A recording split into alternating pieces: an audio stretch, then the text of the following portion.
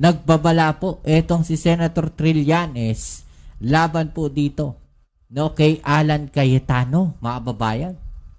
No, binunyag po niya ang totoong pagkatao netong si Alan Cayetano, mga kababayan.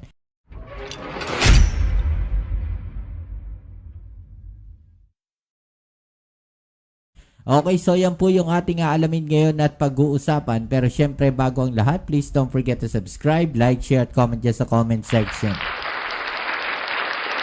At syempre, shoutouts na rin sa mga subscribers at followers natin dyan. Maraming salamat po sa inyo at i-follow nyo na rin po yung ating FB page, mga kababayan. Nandiyan dyan po ata sa comment section yung link sa ibaba or sa description, pa double check na lang po. At saka yung isang channel natin sa kabila, Mobs Reaction TV, mga kababayan. Pakipuntahan nyo na lang din po, no? At may mga video uploads din po tayo, mga kababayan, doon po sa Mobs Reaction TV. Kung kayo po, no, ang tatanungin, dapat po bang managot, no, etong mga senador na to, no, etong si Cayetano, si Robin, tsaka si Cayetano, no, sa pagtakas o sa paglabas po netong si Senator Bato de la Rosa sa Senado? No, dapat ba silang managot, mga kababayan? No? I-comment nyo lang po dyan sa ibaba, okay? So ito, panoorin natin, mga kababayan, kung saan meron pong matinding babala. No, ito nga si dating Senator Antonio Trillanes o si Sentry, mga kababayan. No, dito po sa mga posibleng gawin, no, netong si Cayetano, Alan Cayetano. No, dahil di umano, no, lahat ay gagawin para mapigilan ang impeachment ni Sara Duterte. Yun nga yung sinasabi ko, no?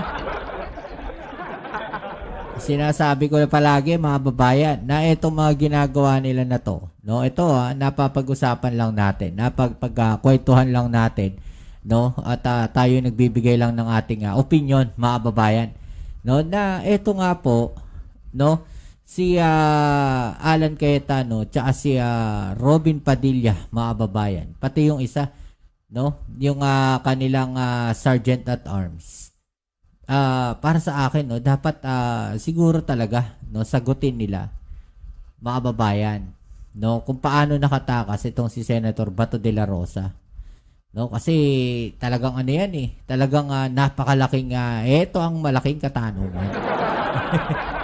Di ba? Malaking katanungan yun, no, yung ginawa nila na yun. At saka kung makikita natin, no, sabi ko nga yung mga ginagawa nilang hakbang, no, ewan ko kung sasang-ayon kayo sa akin, yung mga ginagawa nila noong nakaraan, simula doon sa pag-agaw ng Senate presidency, no, hanggang sa pagtakas ni Bato, hanggang sa paglalabas nila doon sa Blue Ribbon, mga kababayan, na bogus, no, makikita natin, grabe yung mga nangyari sa Senado. Ito nyo ngayon, no, napaka-peaceful ng Senado. Tahimik, walang Senate leaks, di ba? Walang gulo. Walang nangyayaring kung ano man. Pero ito nagbabala nga po si Senator Trillanes, mga babayan. Panoorin natin, no? Kasi ito, medyo nakakabahala talaga, no? Yung sinasabi dito ni Senator Trillanes, no? Na mga posibleng gawin po netong si Alan Peter Cayetano. Okay, so tuloy natin. Yun na lang ang magagawa niya kasi dahil alam niya, no, tanggap niya na natatanggal siya. Pero ito pong situation, si Cayetano kailangan magbantay pa rin yung mga kailangan daw magbantay. Bakit? Senador sa mayorya dahil yan, hindi nauubusan niya ng mga gimmick para gumawa ng gulo at eksena at pigilan primarily yung impeachment trial ni Sara Duterte. Yan yung sinasabi natin. Diba? Lahat gagawin nila para mapigilan yung impeachment ni Sara. O kung hindi man mapigilan, mga babayan, no, mapatagal yung proseso. No, kaya nga sabi ko, hindi ako naniniwala dun sa sinasabi ni Cayetano noong nakaraan, no, na magiging sila, no, patas sila sa impeachment ni Sara Duterte. Kalokohan yun. Imposible yun. Hindi nga tayo nagpapaniwala dyan. No? Kalokohan yung sinasabi niya na yun. Magiging patas siya sa impeachment ni Sara Duterte. Huwag kami Cayetano. Iba na lang. Alam naman natin, no? Alam naman ng mga Pilipino na kaalyado mo yung mga yan. 'Di ba? Paano mo sasabihin maging patas ka? Malabo yan.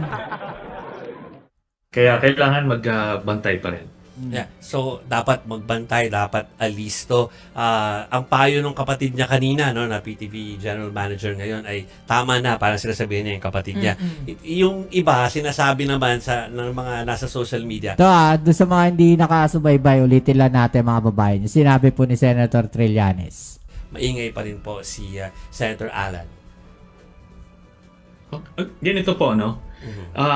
Yun na lang ang magagawa niya kasi dahil alam niya, no? Tanggap niya na natatanggal siya. Pero ito pong situation, si Cayetano, kailangan magbantay pa rin yung mga senador sa Mayorya dahil ano yan, hindi nauubusan niya ng mga gimmick para gumawa ng gulo at eksena at pigilan primarily yung impeachment trial ni Sara Duterte. Ayan yan po yung matinding babala ni Senator Trillanes. Bantayan daw po ang mga ginagawa netong si Alan Cayetano, mga kababayan.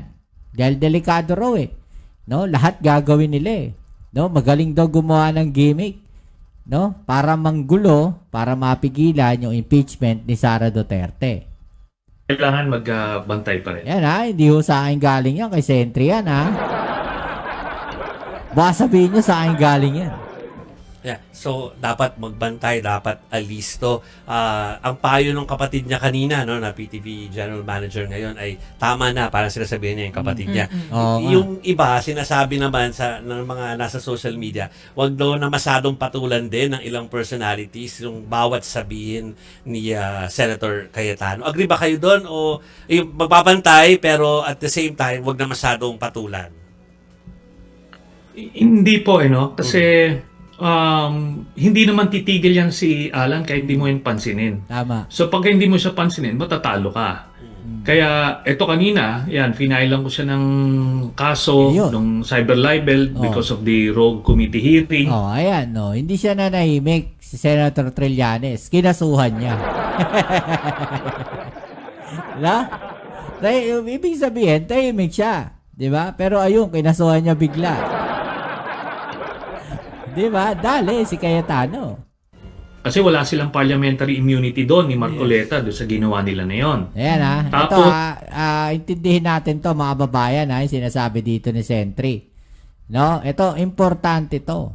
No? Mahalagang importante to mga babayan. Tuloy natin. Kasi wala silang parliamentary immunity doon ni Marcoleta doon sa ginawa nila na yon. Walang Tapos, parliamentary immunity si Marcoleta at si Cayetano. Bakit? Ng Tindig Pilipinas doon sa obstruction of justice. Yan yung mga consequences nung ginawa niya. Kasi alam niyo to si Cayetano, ilang beses niya ginawa yung mga ganyang gimmick pero walang consequence yan sa kanya. Kaya akala niya ay pwede lang niyang gawin at gawin. No? Kaya ito ngayon, para malagay naman siya sa lugar kahit paminsan sa buhay niya. Okay. Sir, balikan ko po yung sinasabi ninyo na wala kasi siyang parliamentary immunity doon. Kasi di ba ipinupush talaga nila na nung time na yon sila pa rin yung legitimate na Blue Ribbon Committee dahil ang contest nila noon, siya pa rin naman yung Senate President at that time Yung sinasabi niya na yon, hindi naman ibig sabihin na kahit ulit-ulitin niyang sabihin, magkakatotoo. Hindi po. Yan yung kanyang assertion. Pero maliwanag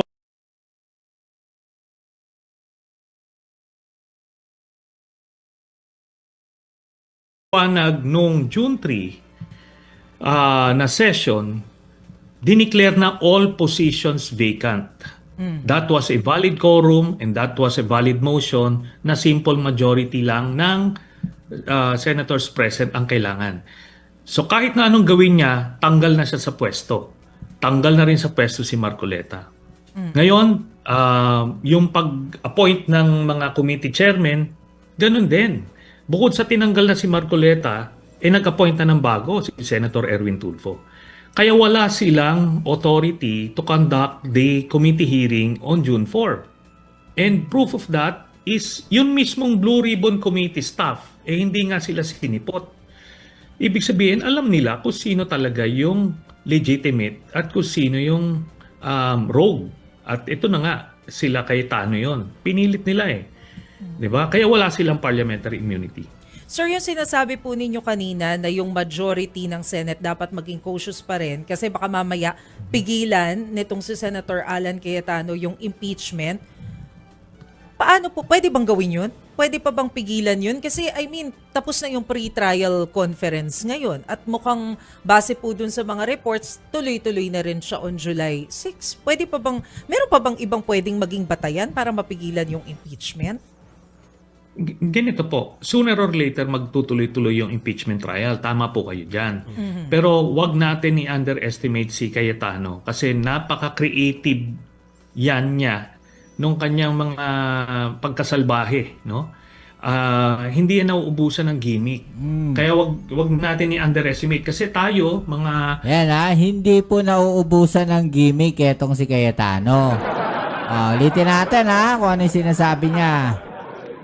On July 6, pwede pa bang, meron pa bang ibang pwedeng maging batayan para mapigilan yung impeachment? ganito po, sooner or later magtutuloy-tuloy yung impeachment trial. Tama po kayo dyan. Pero wag natin i-underestimate si Cayetano kasi napaka-creative yan niya nung kanyang mga pagkasalbahe. Cayetano, salbahe daw. Napaka-creative ng pagkasalbahe ni Alan Cayetano. Diba? To the maximum level, mga kababayan. No, ganong ka-creative. No, yung pong pagkasutil ni Cayetano. Maximum level, mga kababayan. No, ang daming strategy, ang daming gimmick. No, ang daming naiisip. Diba? Yung thinking, yung parang critical thinking niya alam nyo hindi ko minamaliit pero magagaling kasi yung mga transgender natin na mga kababayan, na mga kapatid. 'Di ba nakikita ninyo yung mga transgender? No? Ang gagaling mag-isip niya, napaka-creative ng mga yan, mga kababayan No, punta kayo sa mga contest, sa mga talent show, makikita niyo yung mga costume, no, ng mga kapatid natin.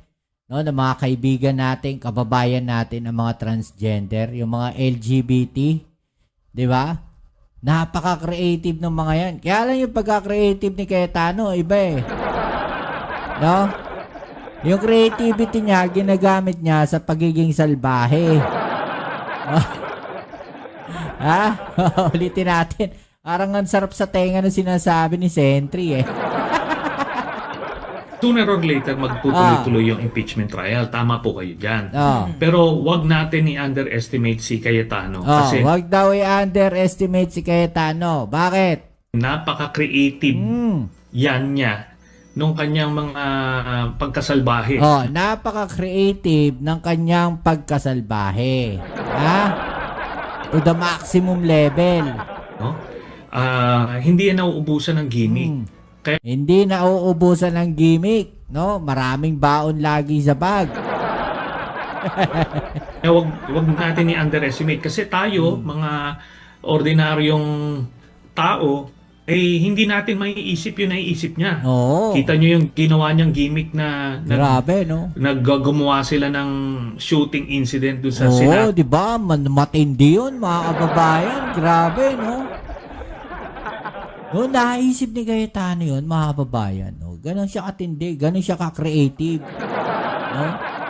Pwede palang gumawa ng short film, no, si Cayetano. Napaka-creative ng thinking niya yung pag-iisip niya, mga kababayan ganon kalawak, di ba? Di ba? Yung critical thinking niya, ganon katindi. No? Sobrang taas ng IQ niya. Kaya lang yung IQ niya tumaas, no, sa pagkasalbahe. Hindi ako may sabi nun si Sentry may sabi Hindi ako may sabing salbahe si Cayetano At kiniklaim niya with a straight face sa mamamayan na sinugod daw yung Senado. Sinugod. alam na nating lahat na hindi at walang sumugod. Pero siya, Sinugod daw yung Senado. Ay, itong ano ni Cayetano no? Grabe yung script no? Ang galing nila magpaikot Alam niyo yung alam niyo yung sila yung gagawa ng kalokohan. May mga ganun tao, no? Sila yung gagawa ng kalokohan. Sabi ko nga DDS mind 'Di ba yung DDS thinking na sila yung gagawa ng issue, no? Kunyari sa fake news, sila yung gagawa ng fake news, mga babayan. Kapag na-check mo sila, mga babayan, no? Kaya hinuli, no? Na-check yung nila, issue nila. No, dalawa lang gagawin ng mga 'yan. No? Personalin ka kasi hindi ka nila kaya sa no? Sa debate, hindi nila kayang depensahan yung ginawa nila. Or, mga babayan, magpapabiktim sila. Ganon. Parang ganon yung nangyari sa Senado. No? Parang ang sinasabi dito ni Sentry, sila yung gumawa ng issue, sila yung gumawa ng putukan, mga babayan. Sila yung nag-script ng putukan. Tapos, in the end, sila yung biktima. Di wow. Sila yung gumawa ng palabas sa Senado. Sa huli, sila yung biktima. Matindi. 'Di ba? Ibang level. he will try to gaslight everybody still.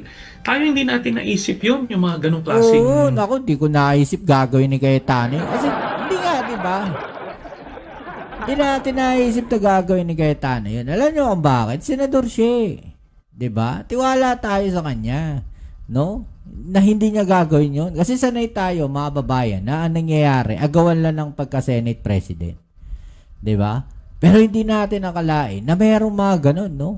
Na may mga ganun palabas. No? Pag-agaw pa lang ng Senate President, meron ng episode 1 ng Senate Flex Diba? Yung hinabol si Bato.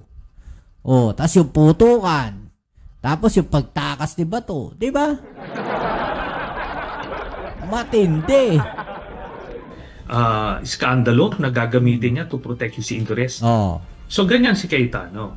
Now, ang pinakang importante dito is maging accountable siya doon sa kanyang mga krimen na ginagawa at sa mga kamalian niya. Kaya ito po ang ginagawa natin. Oo.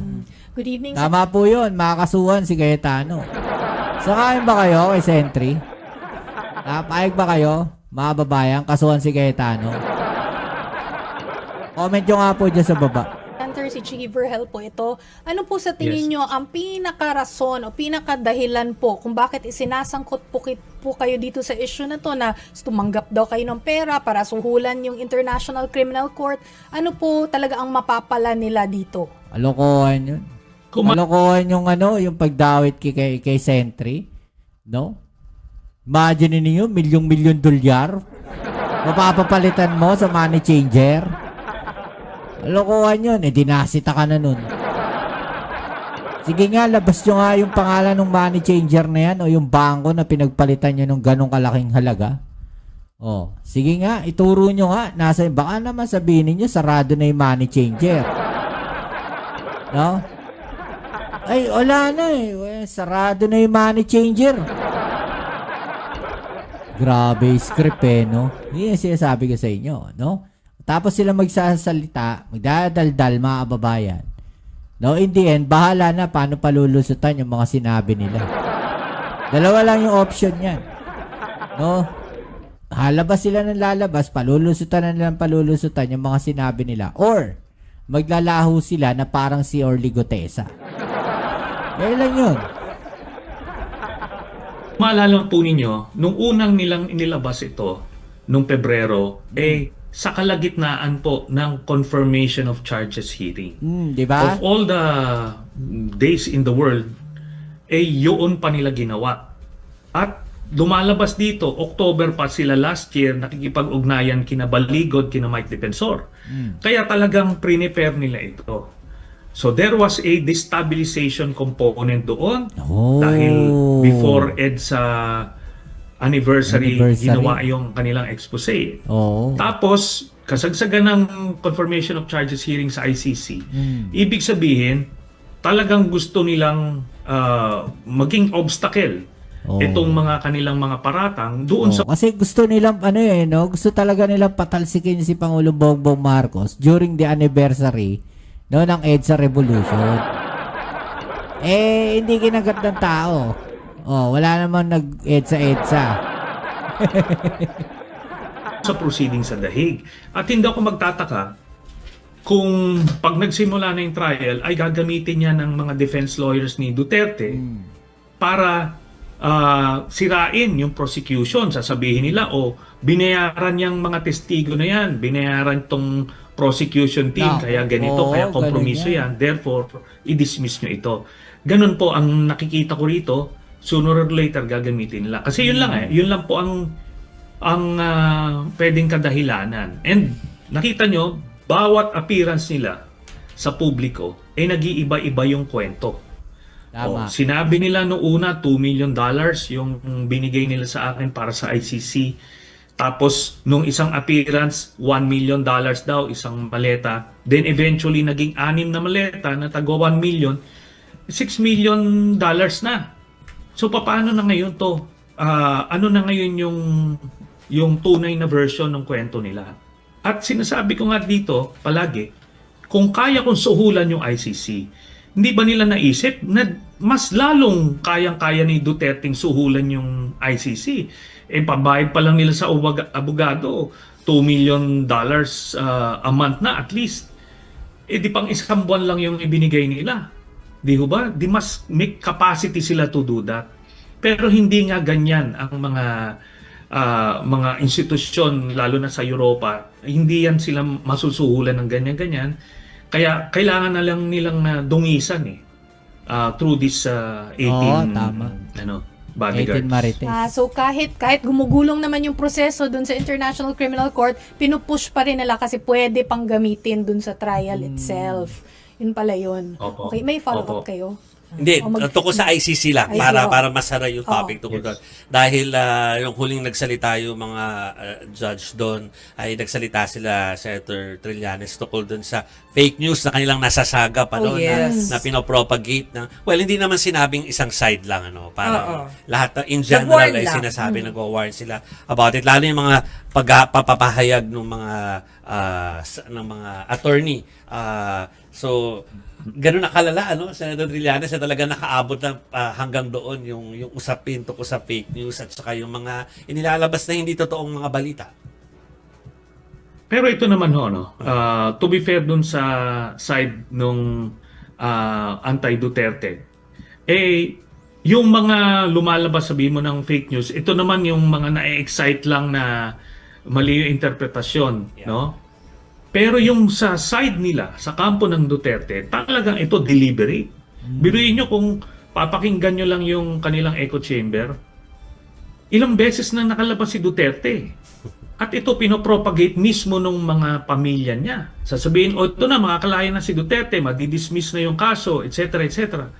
Ang dami na paulit-ulit ng ganun. Pero ito naman yung mga supporters nila, kahit na paulit-ulit silang pinagloloko, ano pa rin? Parang mesmerized pa rin sila dun sa, or hypnotized ang status nila, no? Kasi parang kulto na kahit na ilang beses paglolokohin, okay pa rin sa kanila. Tuloy-tuloy lang, papaniwalaan pa rin nila. Pero yan, at least naramdaman na ng ICC court na talagang hindi na pwede yung mga ganyang mga pinapakalat nila. Okay, so yan mga kababayan, no? So, grabe, no? Yung pala ugali ni Cayetano. Okay, so ano masasabi po ninyo dyan mga kababayan? Okay, so kita-kits tayo doon sa ating next video upload. Abangan nyo po, meron pa tayong isang pag-uusapang topic mga kababayan. Okay, so uulitin ko rin yung ibang laman ng video na to, no, doon sa next topic natin. Okay, so ito muli ang inyong Kuya Mobs, it's sa Mobs TV.